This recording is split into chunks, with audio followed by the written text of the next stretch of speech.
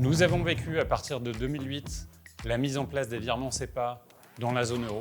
2025 marque la mise en place de la VOP, donc le contrôle des bénéficiaires par les banques. Et aussi en 2026, la suite de la normalisation ISO 20022 et qui va concerner spécifiquement les virements transfrontaliers en dehors de la zone euro.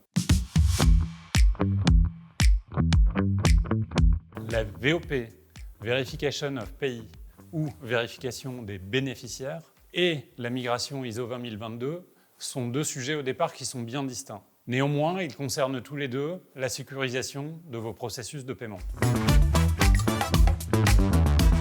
La norme ISO 20022 est un mouvement de fond d'harmonisation des processus de paiement à l'échelle mondiale. La nouvelle étape qui arrive vise à sécuriser les paiements transfrontaliers en dehors de cette zone euro. Les coordonnées et les adresses des bénéficiaires indiqués sur les ordres de paiement devront être plus précis, plus structurés.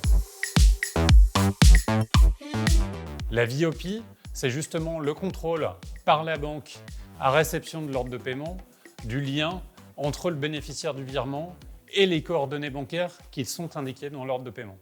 Cela passe par une identification précise du tiers bénéficiaire pour permettre à la banque d'effectuer ce contrôle.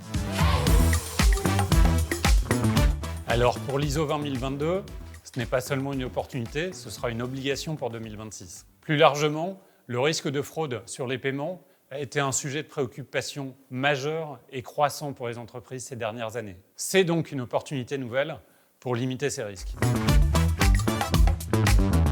Il s'agit d'abord de vérifier avec vos banques la compatibilité des services bancaires, vos contrats UBIX, sur ces deux sujets. Dans le cadre de la VOP, il ne faut pas vouloir aller trop vite. Si on demande à la banque d'appliquer des contrôles alors que l'identification de vos tiers n'est pas parfaite, cela risque d'entraîner de nombreux problèmes de paiement. La VOP s'applique d'abord aux virements unitaires. À ce stade, les virements de masse restent souvent exclus de ce contrôle. On parle de l'option opt-out. Nous vous conseillons ensuite de vérifier la compatibilité de vos systèmes de communication bancaire et ensuite de remonter à la préparation de vos fichiers de paiement. C'est à ce niveau qu'on va retrouver le sujet de l'identification de vos tiers pour la VOP, le sujet de la structuration des adresses pour la migration ISO 20022.